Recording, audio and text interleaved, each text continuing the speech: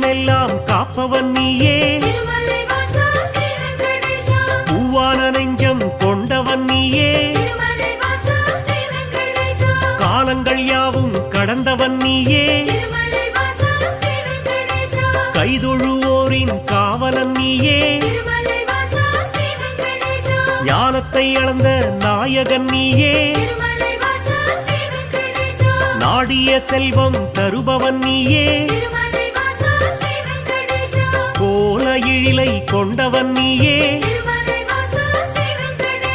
கோவிந்தா என்றால் அருள்பவன் நீயே, மாலவன் என்று உனை அழைப்போமே, மாமலை எழில் வாழ்பவன் நீயே,